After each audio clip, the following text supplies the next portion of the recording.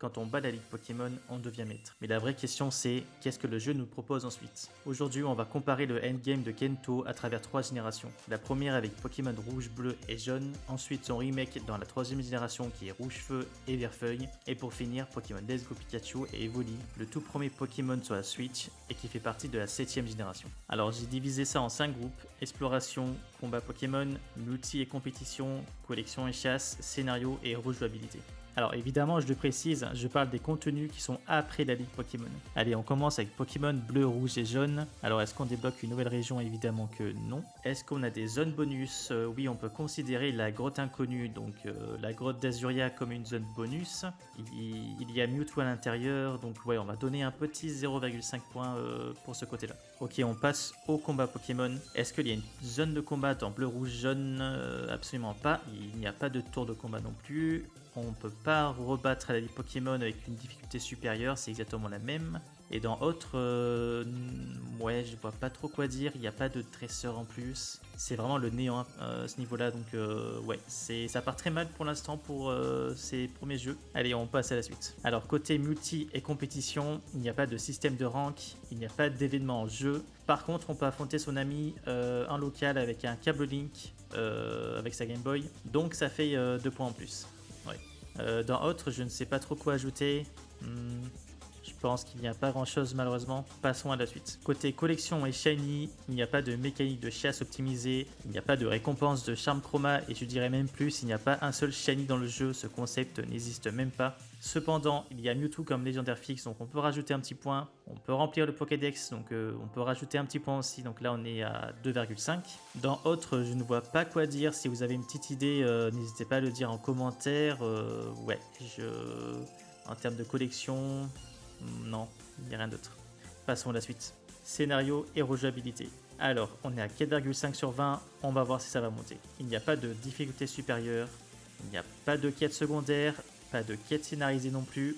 Cependant, dans autre, je rajouterai 2 points, parce que le fait de pouvoir rejouer à la partie, de s'imposer des difficultés, ça peut être intéressant. On peut considérer ça comme un mode de difficulté supérieure. On peut, c'est pas dans le jeu, mais voilà, on peut se l'imposer, on peut faire des choses. Du coup, note finale 6,5 sur 20.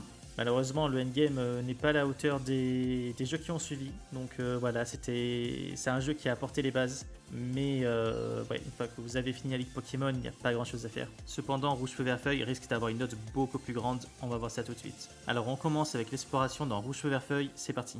Alors je vais rajouter 5 points. Les îles Séville, c'est littéralement une nouvelle région en termes de contenu. Il y a des nouveaux biomes, il y a des Pokémon de la 2G qui sont revenus. C'est colossal en fait, vraiment en termes d'exploration, c'est incroyable. Et je compte même pas les îles événementielles avec l'île de Mew, il y avait aussi l'île avec Lugia Oh et ainsi que celui qui avait Deoxys. Donc ouais, c'était colossal. Alors pour les combats Pokémon, il n'y avait pas de zone de combat, il n'y avait pas de tour de combat à part un petit équivalent, la tour des dresseurs dans l'île 7. Là, je vais vous montrer vite fait en illustration. On peut noter un petit point pour l'effort du coup. Et en termes de revanche de ligue, c'était possible. La ligue prenait à peu près 15 levels de plus une fois que les îles Séville étaient terminées.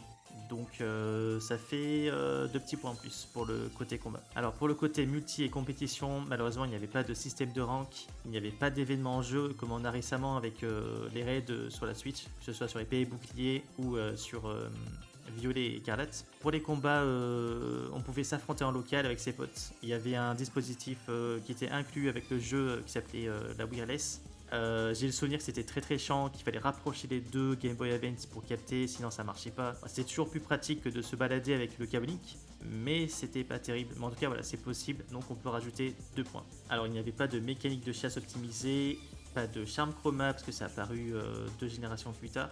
Il y avait bien des légendaires fixes après la ligue. Dans les îles Séville, il y avait Sulfura si je dis pas de bêtises. Et on pouvait bien sûr remplir le Pokédex, donc ça fait 2 points en plus. Et on est à 11 sur 20 pour l'instant. On finit avec rejouabilité et scénario pour Rouge Feu et Vert Feuille. Évidemment, il n'y avait pas de mode de difficulté supérieure. Par contre, il y avait plein de quêtes secondaires dans tous les sens dans les îles. Il y avait une ruine de Zarbi à visiter, la tour dresseur, l'entrepôt roquette, des quêtes où il fallait aider des gens à ramasser des baies. Enfin bref, il y avait plein de quêtes secondaires. Et quand je dis secondaires, c'est vraiment des quêtes qui sont pas obligatoires à faire, sans parler de la trame principale. Il y avait bel et bien des quêtes scénarisées, donc ça fait un total de 15 points.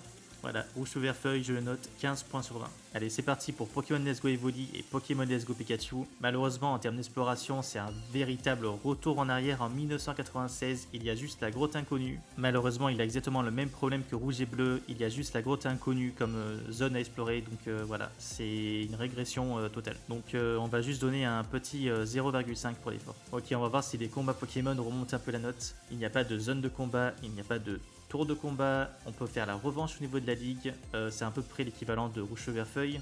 Dans autre, je rajouterai qu'il y a aussi les experts Pokémon, c'est 153 dresseurs Pokémon si je dis pas de bêtises, qui sont spécialisés dans une seule espèce. Il y a Concours, il y a vraiment littéralement tout qui est possible. Alors c'est vraiment très nul, c'est c'est vraiment à chier en fait. Mais voilà, on peut noter on peut mettre un petit point pour ça. Et aussi, on peut affronter Leaf, l'équivalent féminin de Red dans la grotte inconnue.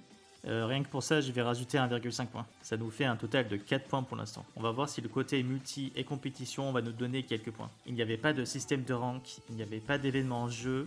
Par contre, on pouvait s'affronter, pas en local du coup, c'était en ligne. On pouvait affronter ses potes, donc ça peut faire un petit 2 points en plus. Dans autre, je ne vois pas quoi dire. Hein. Si jamais vous avez quelque chose à rajouter, n'hésitez pas à le dire en commentaire. Moi, je vois pas du tout. Donc, on passe à la catégorie suivante. Let's go.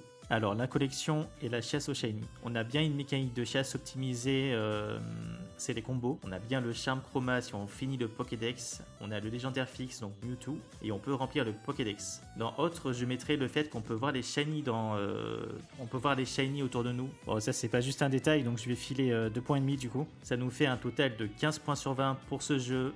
Et maintenant on passe à la conclusion. Alors qu'est-ce qu'on peut en penser de tout ça? Pokémon rouge, bleu et jaune étaient des jeux vraiment très cool pour l'époque, avec une rejouabilité incroyable. Mais malheureusement ils ont très mal vieilli. Le endgame il est vraiment à chier.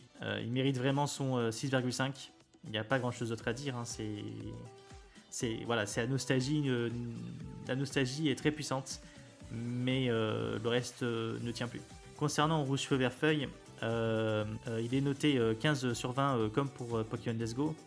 Les deux jeux ne vont pas répondre aux mêmes attentes. Si jamais vous aimez bien le côté rétro, si jamais voilà, vous voulez vraiment explorer Kento à son apogée en termes d'exploration, évidemment choisissez Pokémon Rouge Vert Feuille. Maintenant, si vous voulez quelque chose de plus moderne, si vous adorez la chasse au shiny, je vous conseille largement de prendre Pokémon Let's Go. Voilà, c'était une vidéo un peu spéciale où je suis en mode full improvisation, il n'y a pas de script. N'hésitez pas à me dire ce que vous en pensez, n'hésitez pas à liker, à vous abonner. Moi je ne pense pas refaire de vidéo parce que là il y a les 30 ans de Pokémon qui vont bientôt pop le 27 février. Je suis vraiment hyper hypé par ce qu'on va avoir. Là on va forcément avoir un trailer sur la génération 10. Il y aura aussi probablement Pokémon Champion qui va sortir le même jour. Ça c'est mon avis, c'est mon pronostic, mais j'en suis quasiment sûr. Sans parler du reste, vraiment il y aura une tonne de choses à faire. Bref, du coup, j'en profite de faire cette petite pause, je ferai juste des shorts. Et je vous dis à bientôt, c'était le vrai Pokémaniac. À la prochaine.